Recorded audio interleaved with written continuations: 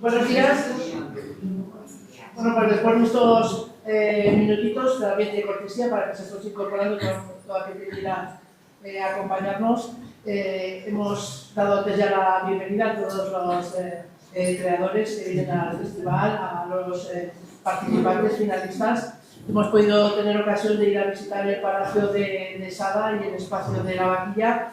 Y ahora ya me corresponde darles a todos las gracias por estar aquí, por participar en esta conferencia inaugural del Festival 5 Noches, 5 Villas, en esta sesión de Ecuador, la tercera de las 5 Noches, 5 Villas que celebramos aquí en la comarca, en este Festival Literario Nacional, esta conferencia inaugural que vamos a tener la fortuna de poderla recibir impartida por Juan Manuel de Prada. Un lujo, como decíamos también antes, el socio católico, tener a todos los autores que nos acompañáis y escuchar sus palabras en esta conferencia inaugural.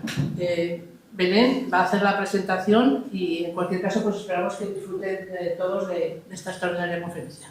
Muchas gracias, señora alcaldesa, muchas gracias, Juan Manuel, por estar aquí hoy con nosotros. Es todo un honor, puesto que tenemos que hablar de la tercera jornada del Festival 5 Noches, 5 Villas y arrancamos con esta conferencia inaugural en estos espacios de encuentro del autor y su obra. Bueno, Juan Manuel de Prada es, como sabéis, un escritor de reconocido prestigio, con numerosos premios, como el Premio Planeta o el Premio Narrativa o el Premio de Castilla y León, recientemente en 2021, y además tiene esa faceta como periodista, articulista. Se doctoró hace poco también, porque él es licenciado en Derecho, y se doctoró en Filología, con lo cual, bueno, pues esa inquietud que desprende por las letras y por el saber, pues parece ser infinita, y le agradecemos que esté hoy aquí. Así que muchas gracias, espero que estéis disfrutando de esos del Rey Católico en estas calles tan maravillosas, aunque angostas en algunos casos, pero es lo que tienen las ciudades medievales, ¿no? Que son espontáneas, imprevisibles, no predecibles, como sucede con las ciudades contemporáneas. Así que muchas gracias, te dejamos. Bienvenida, Sos. Eso es, comenzamos la conferencia. Te dejamos aquí. Muy bien, muy bien.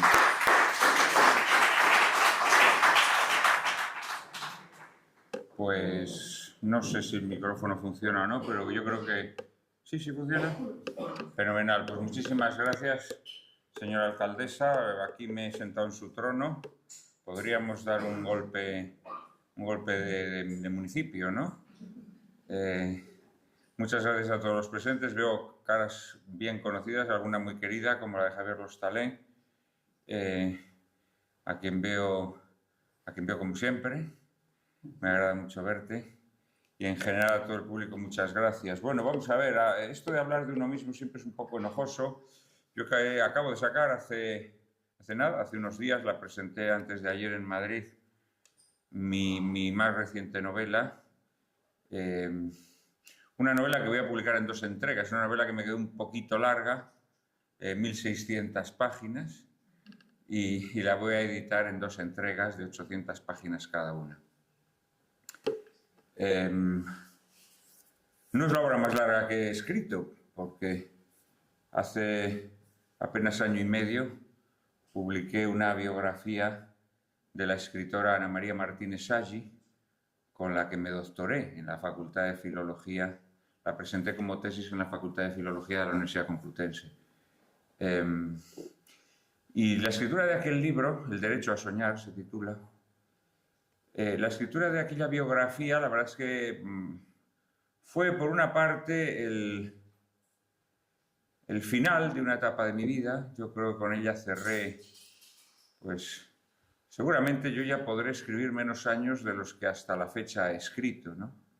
Y de alguna manera aquel libro para mí fue como la coronación de la primera parte de mi carrera, que podríamos decir pues, que ha durado, entre pitos y flautas, 30 años, ¿no? Y seguramente pues, la segunda parte que empecé entonces y que llevo 2 años, pues seguramente será más corta, ¿no? Por imperativo biológico. Ojalá no, pero tampoco hay que aferrarse a la vida en exceso. Y aquel trabajo, aquella biografía de Ana María Martínez Aggi, El derecho a soñar, trataba en un principio de completar o de llenar las lagunas del relato que la propia autora me había hecho de su vida. Relato que yo reproduje literariamente en un libro que publiqué en mi juventud, en el año 2000, Las esquinas del aire. En Las esquinas del aire yo descubría la existencia de esta mujer de forma casi accidental. El personaje me llamó mucho la atención, era una mujer que destacó en muy diversas disciplinas, en el deporte, en el periodismo, en la poesía. Y terminé encontrándola todavía viva, nonagenaria ya. Ella me relató su vida y yo publiqué aquel libro, Las esquinas del aire. Antes de morir, ella me entregó su obra inédita y me pidió que la publicase cuando habían pasado 20 años, cuando hubieran pasado 20 años de su muerte. Cuando hubieren, futuro subjuntivo, ya no lo utilizamos, cuando hubieran pasado 20 años de su muerte. Y así lo hice. Entonces, cuando habían pasado 18 o así, pues me puse a ordenar los papeles y entonces advertí en un poema que era un poema cuando ella cruza la frontera en la desbandada tras la caída de Cataluña y cruza los Pirineos, descubro que es un poema en donde narra cómo ella pasa la frontera, y el poema está datado en una localidad que no coincide con la localidad por donde ella me había dicho que había cruzado la frontera. Esto me resultó sorprendente, pero me picó la curiosidad. Me picó tanto que dije, pues podía... Siempre me había rondado la idea de escribir una tesis doctoral, de doctorarme, y dije, podía hacer una tesis doctoral sobre esta mujer, investigar su vida y ver qué pasa, ¿no? Entonces me sumergí en una investigación monstruosa que me llevó por más de 80 archivos privados y públicos en todo el mundo. En España, por supuesto, en Francia, en Suiza, en Estados Unidos. Recorrí medio mundo, me volví loco y Venezuela incluso. Y visité más de 80 archivos, encontré información sobre ella en más de 40 y pude reconstruir su vida hasta donde me lo permitieron los hallazgos, ¿no? Fue una de las historias más apasionantes de toda mi vida, de esa vida interior que uno tiene que generalmente es mucho más importante, ¿no? Que estalle una guerra en tal sitio o que haya una plaga vírica en tal otro, ¿no? Y al final estos acontecimientos son los que verdaderamente te marcan. Y hice muchos hallazgos, pero el principal fue que esta mujer me había mentido, o al menos había edulcorado su vida, ¿no? Había edulcorado su vida, la había despojado de sus aspectos más escabrosos o menos favorecedores, e incluso pues había añadido otros edulcorados que ella consideraba que le favorecían, ¿no? La realidad es que su vida auténtica era muchísimo más interesante que su vida real, porque no disminuyéndole ningún mérito, la realidad es que su vida tenía momentos de sombra, momentos oscuros, que la hacían muchísimo más interesante, ¿no? Muchísimo más interesante, también un personaje más complejo. Bueno, como somos los seres humanos, ¿no? Como somos los seres humanos. Y naturalmente uno de los momentos estelares de esta investigación pues fue en París, donde ella vivió durante la ocupación alemana, en la Segunda Guerra Mundial. En la Segunda Guerra Mundial ella vivió principalmente en la ciudad de París. Y en la ciudad de París pues yo me sumergí en la búsqueda de archivos, muy especialmente en los archivos policiales. Los archivos policiales, los exiliados españoles eran tratados casi como ganado Se les llamaba los indeseables. Se les llamaba los indeseables. Los franceses tuvieron un comportamiento verdaderamente abyecto, ¿no?, con los exiliados, y naturalmente pues todos eran objeto de sospechas, y sobre todos o casi todos existen expedientes policiales. Cuando no existen es más bien porque luego ellos, después de la Segunda Guerra Mundial, lograron, por amistades o por sobornos, hacerlos desaparecer, pero de casi todos ellos hay expedientes, ¿no?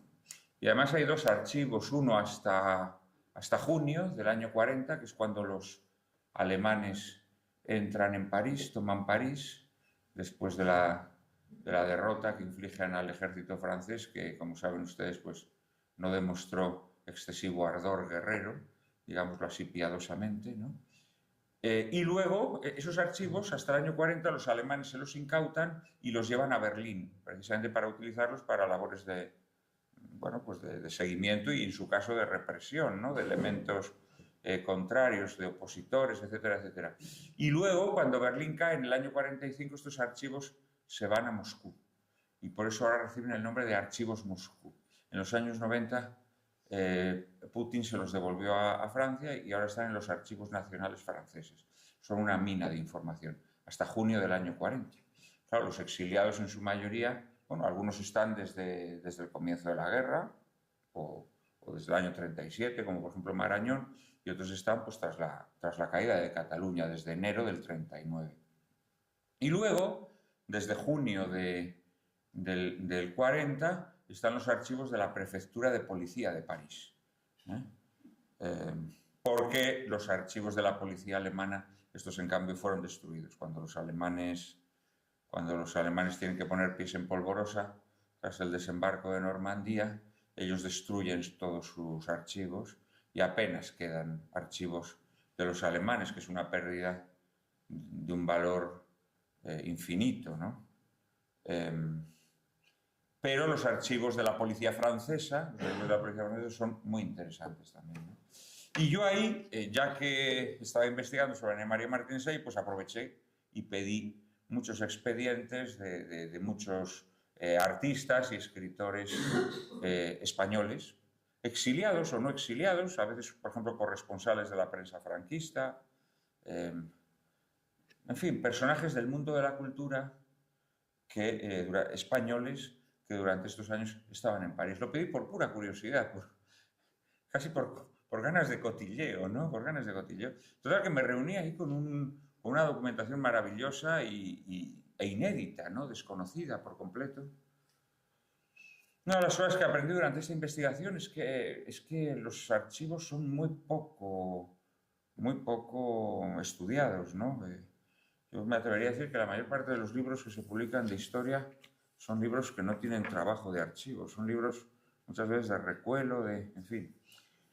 Me volví con todo este material que me resultaba muy valioso y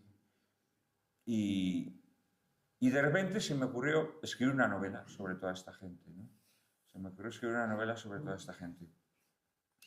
Yo, cuando era joven, publiqué una novela que fue mi primera novela, Las máscaras del héroe, en donde retrato los ambientes bohemios de Madrid durante los años 20 y 30 a través de la mirada de un personaje bastante malvado que se llama Fernando Navales, que en esa novela mantiene, digámoslo así, un duelo, una rivalidad con un famoso bohemio que se llamaba Pedro Luis de Gálvez,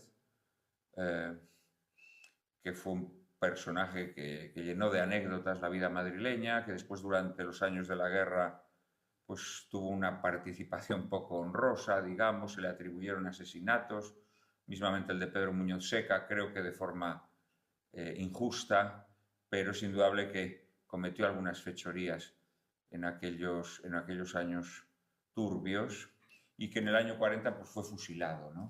Fue fusilado.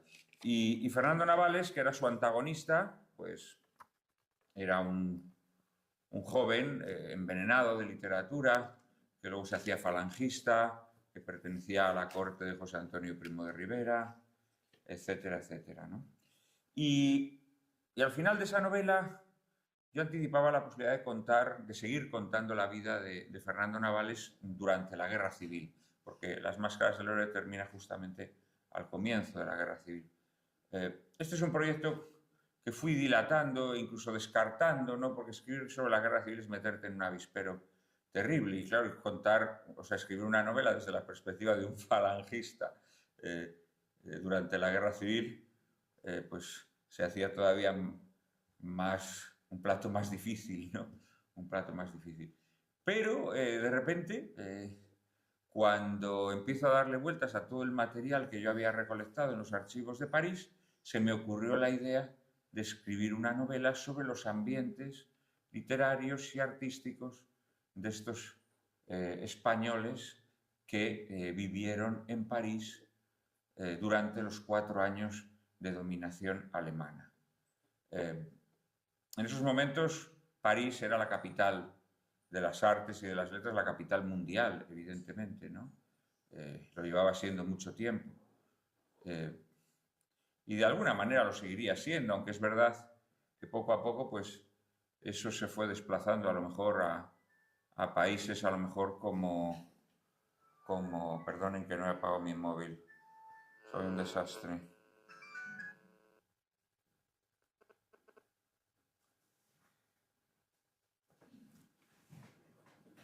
Y París, que era la capital de las artes y de las letras, pues albergaba personas de muy diverso pelaje.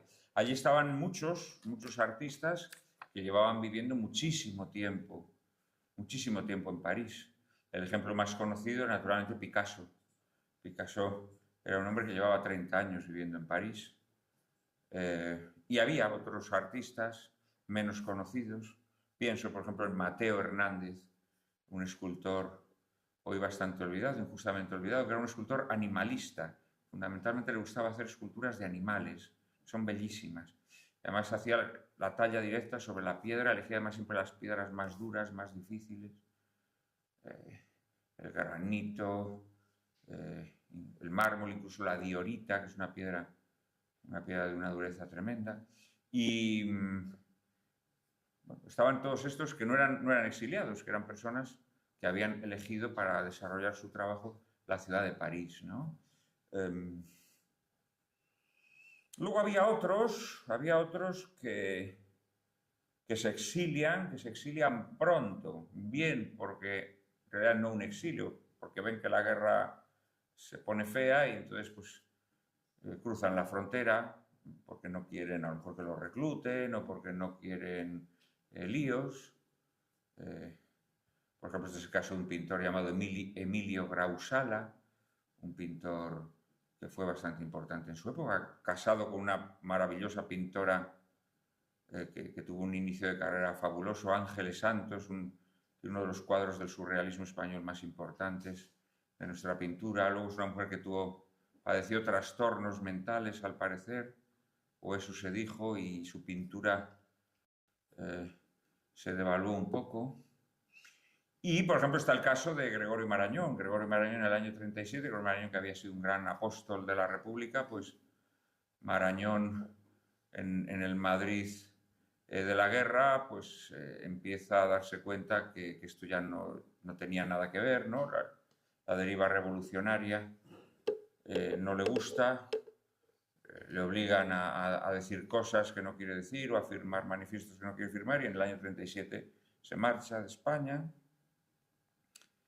Y luego está el exilio del 39, ¿no? El exilio ya cuando cae Cataluña, en la gran desbandada que se produce, en donde pasan cientos de miles de personas en unas condiciones penosas, calamitosas, con un grandísimo sufrimiento, con un trato vejatorio por parte de las autoridades francesas, que recluyen a la inmensa mayoría de los exiliados en las playas de Occitania, en Argelès-sur-Mer y en otros lugares en donde van a tener una existencia verdaderamente terrible, ¿no? En unas condiciones infames e infamantes. Algo verdaderamente sobrecogedor, de lo que no se ha hablado suficientemente, porque Francia es un país que ha logrado mantener una historia del gran paladín de los derechos humanos, y verdaderamente es una nación que tiene episodios francamente vergonzosos, ¿no? Y en estos años se concentran muchos de ellos. Este, sin duda, es un episodio verdaderamente ignominioso para Francia, el trato que dispensó a los exiliados españoles. Bueno, pues ahí hay muchos exiliados españoles que se habían mantenido fieles, con mayor o menor grado de intensidad, al bando republicano, a la República, y aquí van a pasar muchísimos, ¿no? Algunos conocidos, otros menos conocidos. Luego estarían también los que son partidarios de Franco, ¿no? Los que son partidarios de Franco. Y aquí también tenemos a los que llevan muchísimo tiempo en Francia. Por ejemplo, Federico Beltrán Masés, un pintor decadentista, digámoslo así, que tuvo gran éxito en la década de los 10, de los 20, éxito mundial, llegó a ser, quizá junto con Zuloaga, el pintor más conocido y reconocido de España. Es un pintor que a mí me gusta mucho, la verdad. La pintura de su gran época es una pintura muy, muy hermosa. Es como una mezcla de Julio Romero de Torres con una pintura, un toquecito de cosmopolitismo un poco sórdido a veces incluso, muy decadente. En fin, es un pintor que a mí me parece que debería ser recuperado. Y están también quienes van a trabajar, fundamentalmente los corresponsales de la prensa. Los corresponsales de la prensa española en esos momentos, que es la prensa franquista, naturalmente, pues todos los grandes diarios en ese momento, el diario Arriba, el diario ABC, pues tiene su corresponsal en París, como es natural. Pues todos estos también están en la ciudad de las luces, como se le conoce, ¿no? Y a todo ello, pues encima, pues hay otros elementos que están ahí por otras razones. No está exiliada, pero de alguna manera como si lo estuviera, María Casares. María Casares es una adolescente cuando su padre, el ministro Casares Quiroga, pues abandona España, ¿no? María Casares, el régimen trató a través del embajador Lequerica de que volviese a España, le ofrecían el oro y el moro porque ella fue una muchacha muy precoz y además es que logra triunfar enseguida como actriz teatral en Francia, una cosa espectacular, verdaderamente espectacular. A una edad muy temprana ella resuelve que ella quiere ser actriz y lo primero que hace es tomar clases de dicción para perder su acento gallego. Y efectivamente logró un acento académico francés exquisito que le permitió llegar a ser la primera actriz en Francia, ¿no? María Casares también estaba allí, en París, y estaba un personaje verdaderamente impagable de nuestra literatura contemporánea, que es César González Ruano. César González Ruano, un gran pillo, un gran golfo, para algunos un gran canalla, algo canallesco tenía, aunque no tanto como la leyenda negra sobre él propone, ¿no? César González Ruano estaba en esos momentos de corresponsal en Berlín. Era la segunda vez que estaba de corresponsal en Berlín. Había estado cuando los nazis toman el poder o acceden al poder. Cuenta desde el diario ABC todos los acontecimientos del asalto al poder de Hitler. Él es un germanófilo convencido. Además, se ha demostrado que en esos años recibía sobres de la embajada alemana en España. Aquello era muy habitual en el periodismo de la época. Sospecho que en esta tampoco es extraño, pero bueno, no entremos en asuntos peliagudos. El caso es que Ruano era, como se decía en aquella época, era un sobrecogedor, porque cogía sobres. Era un sobrecogedor. Entonces, Ruano había estado ya de corresponsal en Berlín, después se había ido de corresponsal a Roma. Allí en Roma también, por supuesto, había cogido sobres, en este caso del Ministerio de Propaganda italiano, fascista. Luego lo destinan otra vez a Berlín, pero allí en Berlín debió tener problemas. No se sabe exactamente por qué. Yo creo que por sus trapisondas, por sus actividades un poco siempre en los márgenes de la delincuencia, en ese territorio dudoso entre la picaresca y la delincuencia. Tampoco habría que descartar que tuviese alguna denuncia por algún tipo de acto escandaloso. Él tenía hábitos un poco de crápula, hábitos un poco libertinos, tenía extrañas perversiones sexuales que en la Alemania hitleriana pues muy probablemente no eran bien vistas, al menos a la luz del día, ¿no? El caso es que él abandona su corresponsalía en Berlín, lo cual va a provocar un gran enfado en ABC,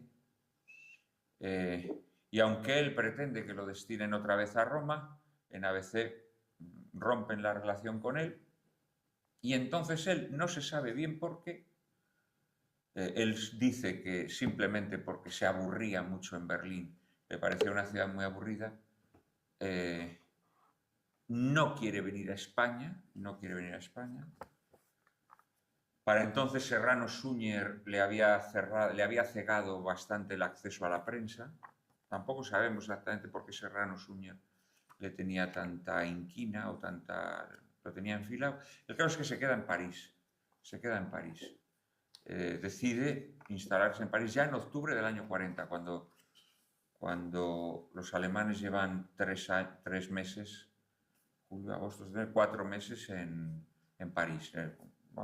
Cuando ya se ha firmado el armisticio y Francia se ha rendido, y se establecen 2 zonas, la llamada zona ocupada, que está bajo administración alemana, aunque los alemanes mantuvieron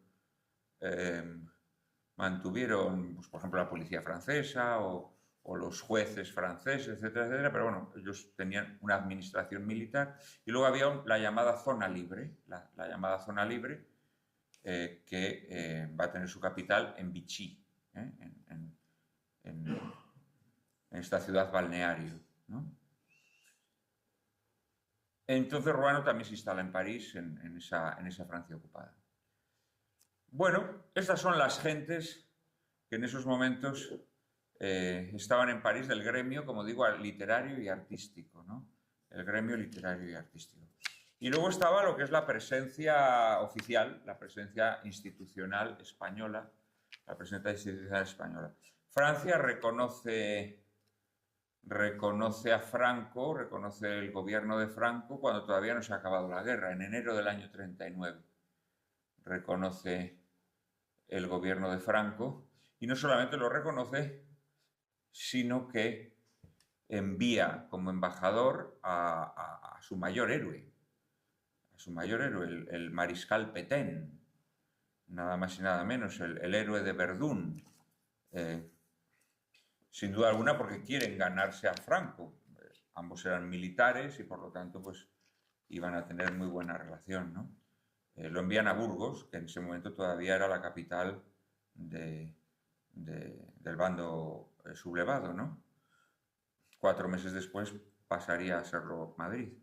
Y España manda a un bilbaíno, José Félix de Lequerica, un personaje que en su juventud había hecho sus pinitos como escritor, un personaje muy culto, con un gran conocimiento de la cultura francesa, un bon vivant, un hombre de exquisitos gustos gastronómicos, en fin, un hombre muy culto.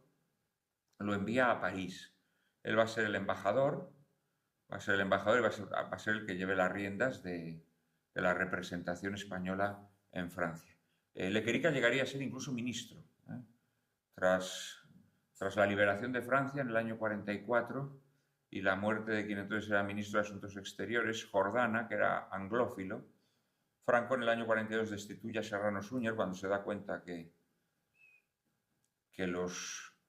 Alemania puede perder la guerra. Pues Franco le encaloma el muerto del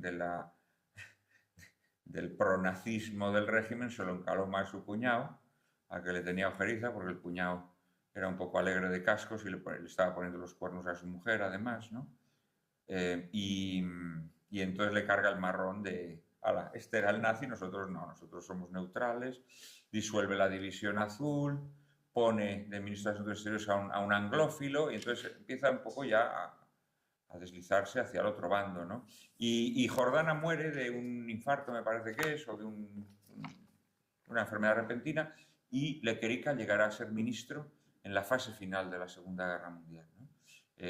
Pero eso será después de la acción de mi novela. La acción de mi novela termina en el año 44, tras el desembarco de Normandía.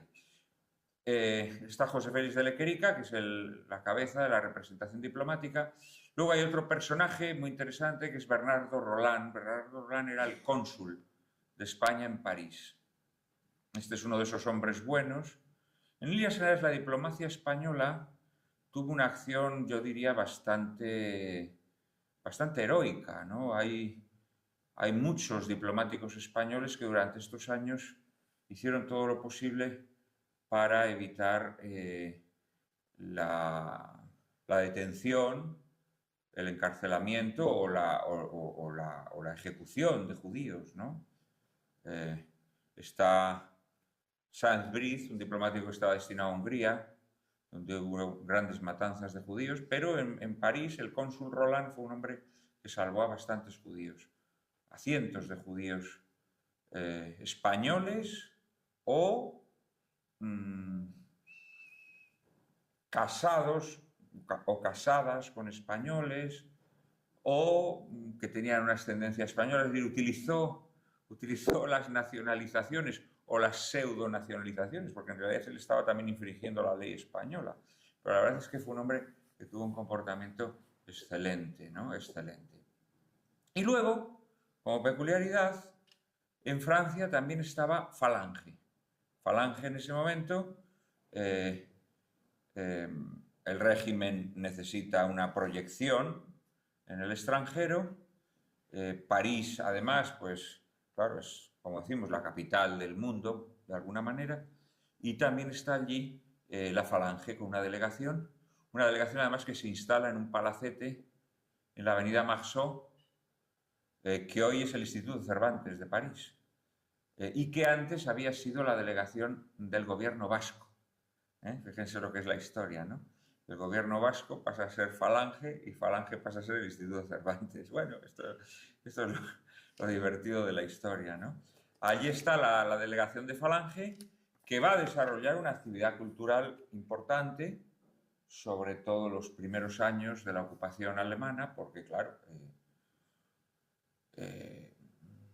España quiere dar una imagen de potencia cultural, ¿no? De potencia cultural ante los franceses y también ante los alemanes. Bueno, pues este es el microcosmos en el que se desenvuelve mi novela. Fernando Navales, el que había sido protagonista de Las Máscaras del Héroe, es un hombre que había participado en actividades fundacionales de la Falange, había formado parte de ese séquito de escritores que tenía José Antonio Primo de Rivera, algunos escritores de cierta categoría, ¿no? Pensemos a Agustín de Foxá, Rafael Sánchez Mazas, bueno, muchos otros, ¿no? Y otros de menos categoría. Y él había formado parte de ese grupo. Y además, a partir del año 36, cuando ya los enfrentamientos empiezan a anticipar lo que va a ser la guerra civil, pues había formado parte de una organización secreta que fue autorizada por el propio José Antonio, que se llamaban las Falanges de la Sangre, que básicamente eran unos comandos especializados en actividades violentas, digámoslo así, ¿no? En actividades violentas, a veces de una violencia relativa, algaradas, enfrentamientos con miembros de otros partidos políticos, pero que podían llegar incluso al atentado, ¿no? Entonces Fernando Navales, el protagonista de mi novela, es un hombre que tras esa etapa, pues en la Falange ha quedado oscurecido, porque claro, no interesa mostrar estos episodios más oscuros. Entonces él está lleno de resentimiento porque él considera que él merecía el triunfo literario y merecía también el reconocimiento por su aportación a Falange y por sus actividades en el departamento de propaganda durante la Guerra Civil, ¿no? Y está que echa las muelas, que vulgarmente se dice. Lo han destinado a un puesto oscuro en esta delegación de Falange en París, pero recibe una encomienda por parte de otro personaje que no mencionó, un personaje muy interesante, que es el agregado policial de la Embajada de España. Es un policía llamado Pedro Urraca, con un apellido muy significativo. Pedro Urraca es un personaje muy sombríamente famoso porque fue el encargado de entregar a varios políticos republicanos que había detenido la policía alemana. Él los trasladó hasta la frontera. Muy concretamente, por ejemplo, a Julián Zugazagoitia, que fue ministro socialista, y muy especialmente, este es su traslado más célebre, oscuramente célebre, el traslado que hace de Companys, el que había sido presidente de la Generalitat. Entonces Pedro Urraca, que fue un hombre que desplegó una grandísima actividad durante la Segunda Guerra Mundial, trabajó también como agente para la policía alemana, para la Gestapo y el SD, y bueno, tuvo unas actividades muy turbias. Pedro Urraca le encomienda a mi protagonista que se encargue de captar, de acaramelar, de engatusar a los escritores y artistas republicanos para que colaboren en las actividades culturales de Falange, ¿no? De tal manera que queden marcados, ¿no? Que queden marcados y que no se pueda decir que estas personas están exiliadas porque Franco no les permite trabajar, sino que por el contrario se muestre ante el mundo que Falange los acoge en sus brazos paternalmente, ¿no? Esta es la misión que se le encomienda, ¿no? Y es la misión que Fernando Navales va a tratar de llevar a cabo durante todo el libro. Entonces, para eso Fernando Navales tiene que empezar a relacionarse con toda la colonia de escritores y de artistas en París, ¿no? Y toda la novela, pues es, como en su día fue Las Máscaras del Héroe, es una zambullida en ese mundo, ¿no? En ese mundo de los círculos literarios y artísticos de los españoles en el París ocupado, que es una etapa muy oscura de la historia europea, pero al mismo tiempo fascinante, ¿no? Con esa fascinación que tiene la noche, ¿eh? Esa fascinación que tiene la noche. Porque evidentemente fueron años muy complejos, años en donde los franceses, pues, o muchos franceses, tuvieron un papel bastante lamentable de sumisión, de colaboración con los invasores, donde otros franceses menos, pero algunos franceses también tuvieron un papel muy heroico, ¿no? De resistencia contra los invasores, y en donde los españoles, pues mayormente tuvieron que sobrevivir en circunstancias a veces penosas, que a veces les obligaron a hacer cosas que no les gustaban, ¿no? Como ocurre cuando uno tiene que sobrevivir. Entonces de todo eso trata la novela, La novela tiene un punto de vista vitriólico porque la narra Fernando Navales, que como les he dicho es un personaje resentido, es un personaje lleno de odio hacia todo el mundo. Su odio es ecuménico, es un odio universal, digamos. Odia a los exiliados, a quienes hace todo tipo de perrerías, odia a sus propios compañeros de la Falange, a quienes también les hace todo tipo de perrerías. En fin, está constantemente haciendo maldades. Y la novela tiene un tono que podríamos ascribir a un género muy español, que es el esperpento, ¿no? Es decir, como ocurría con esta primera novela que les menciono, Las Máscaras del Héroe. Fernando Navales en su deambular por París y por y por los círculos literarios y artísticos, somete toda la realidad a la visión de un espejo deformante, ¿no? Es el París de la ocupación pasado por el callejón del gato, donde había aquellos espejos cóncavos y convexos que deformaban, bueno, y que ofrecen una imagen distorsionada, ¿no?, de quien en ellos se mira, ¿no? Así definió Valle-Inclán, el esperpento, ¿no?, la realidad pasada por los espejos del callejón del gato. Esto es un poco lo que se hace en esta novela que les he presentado. ¿Qué hora es, por favor? Porque he cerrado el móvil y... Las 2. Bueno, pues yo creo que lo dejamos aquí, ¿no? Yo creo que lo dejamos aquí.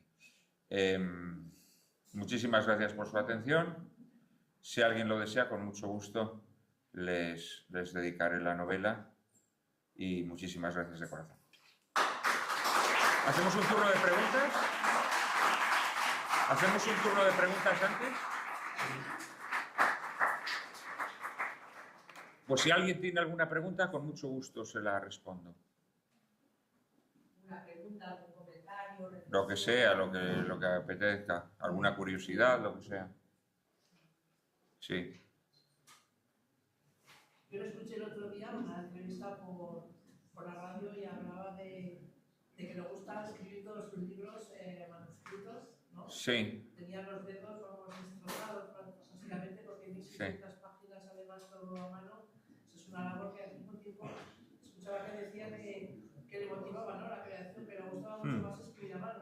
¿No? Sí, bueno, este es un tema del que nunca se ha hablado, o yo creo que no lo suficientemente, porque se da por hecho que escribir a mano es lo mismo que escribir a máquina, que escribir a máquina es lo mismo que escribir a ordenador. Esto es falso, es falso.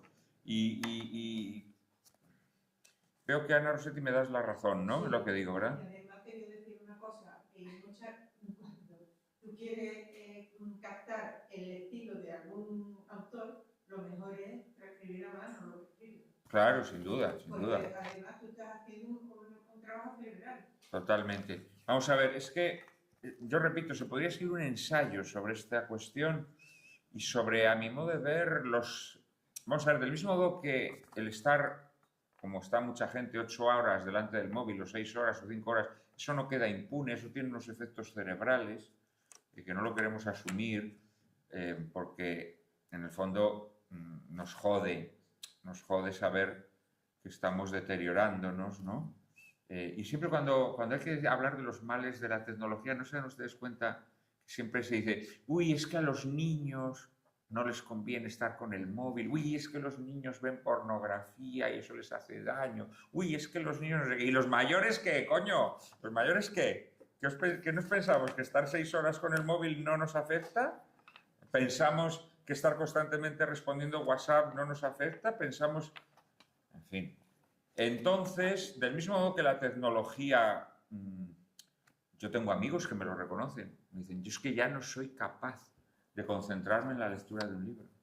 Yo ya no puedo, yo antes me sentaba y me tiraba horas leyendo un libro, y ahora soy incapaz. Cada 5 minutos necesito mirar mi móvil, necesito ver si he recibido un WhatsApp, necesito mirar mis redes sociales, Y la gente ya no puede leer. Esto a mí me lo han confesado amigos lectores de toda la vida. La tecnología...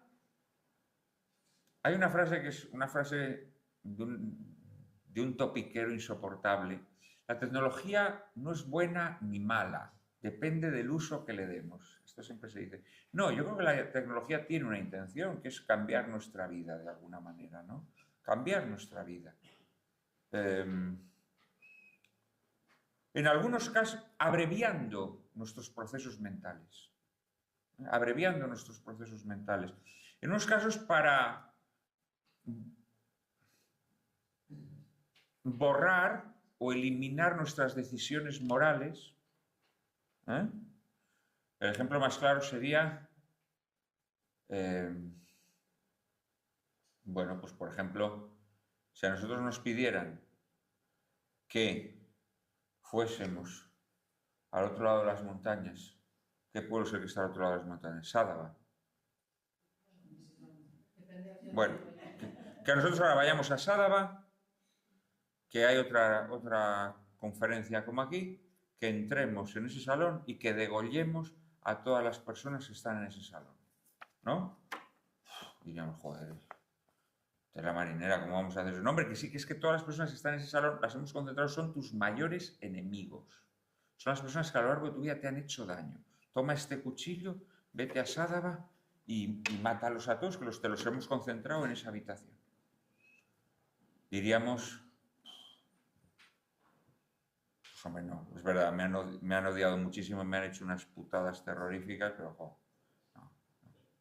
En cambio te dicen, oye, mira, aprieta este botoncito y va a ir un dron y les va a caer encima a las personas que más odias, las personas que más daño te han hecho durante toda tu vida. Aprieta este botoncito.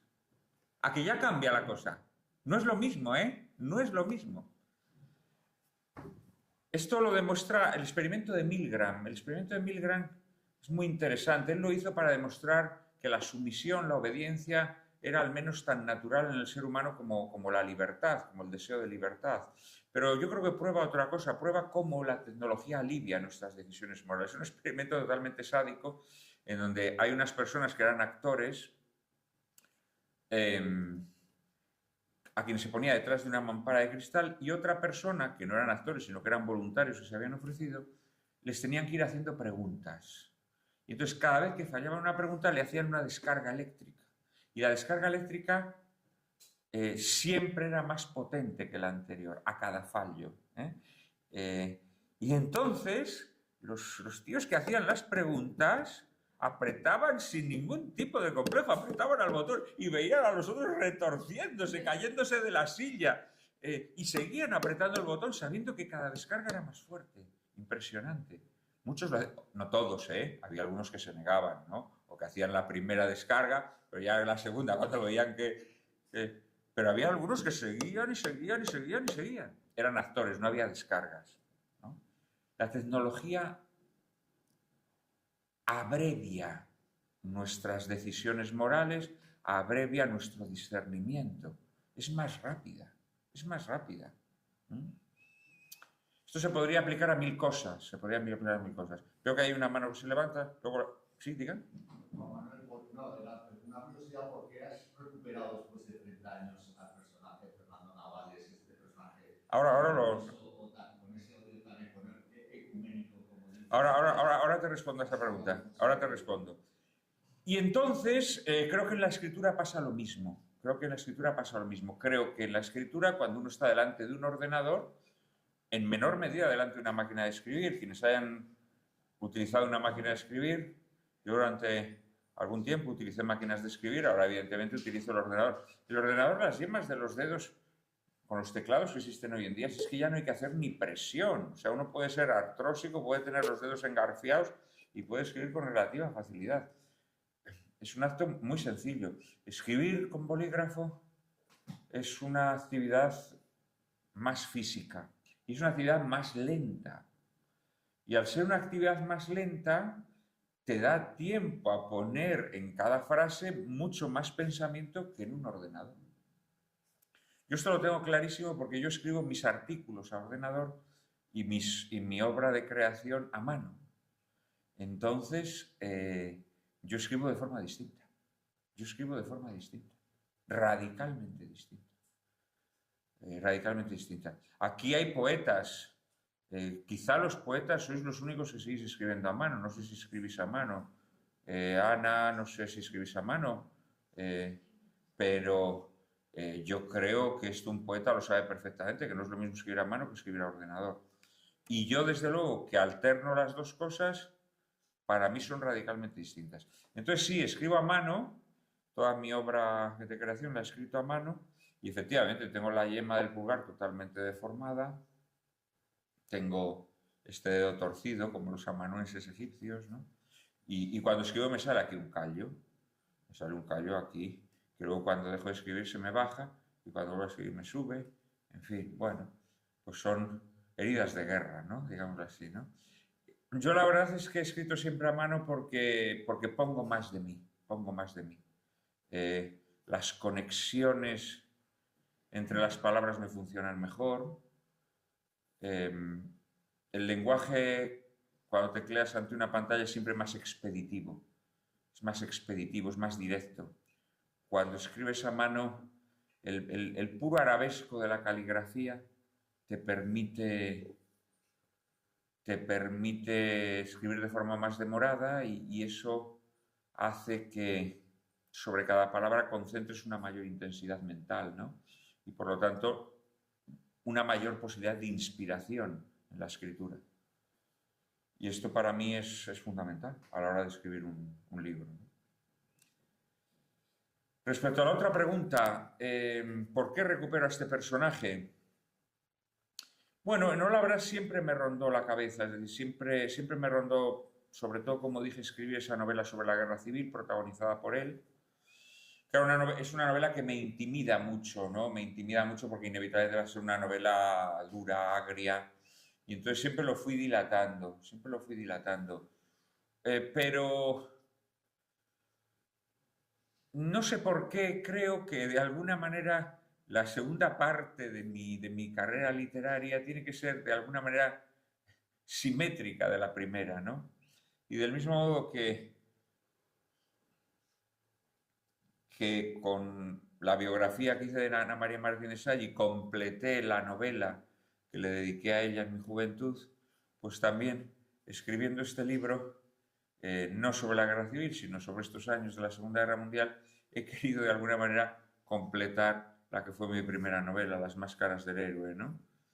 De alguna manera creo que esta segunda etapa de mi vida literaria, que durará lo que Dios quiera, tiene que ser un poco recapitulatoria, ¿no? Tengo de alguna manera que ser fiel al mundo que creé durante todos estos años, continuarlo, completarlo.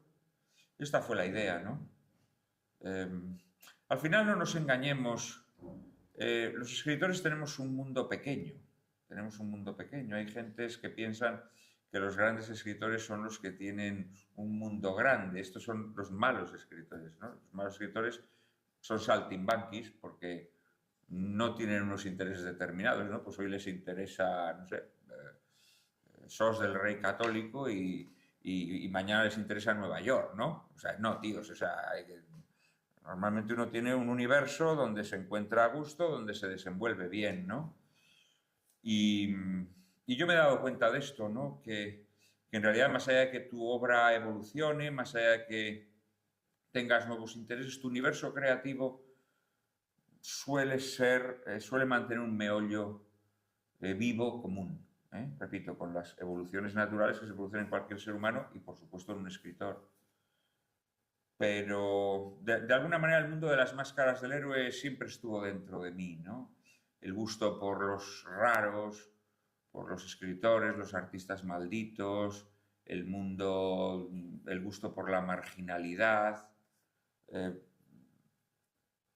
Ha sido una nota que siempre ha vertebrado mi carrera literaria, ¿no? Y de alguna manera, pues esto es una prolongación o una recapitulación o simplemente un nuevo paso en un camino creativo que inicié entonces, ¿no? El dar la voz a un villano, digamos, o a un hombre malvado, es también un reto interesante, ¿no? Es también un reto interesante que te permite hacer cosas que en condiciones normales no podrías hacer, ¿no? Cederle la voz a un personaje maligno, como hace, no sé, Cela en La familia de Pascual Duarte o Nabokov en Lolita, ¿no?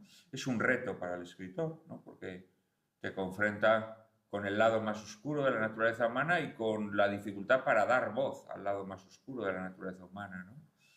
Esto es un reto, a mi modo de ver, muy interesante para un escritor.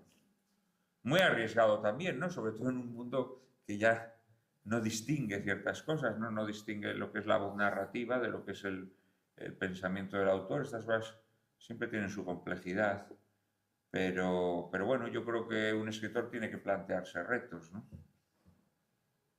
Yo, por otra parte, la voz narrativa pues la tenía muy, muy clara, ¿no?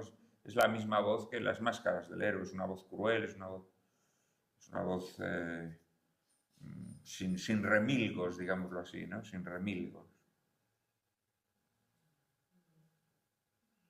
¿Lo dejamos aquí o hay alguna pregunta más? Lo dejamos, ¿no? Vale.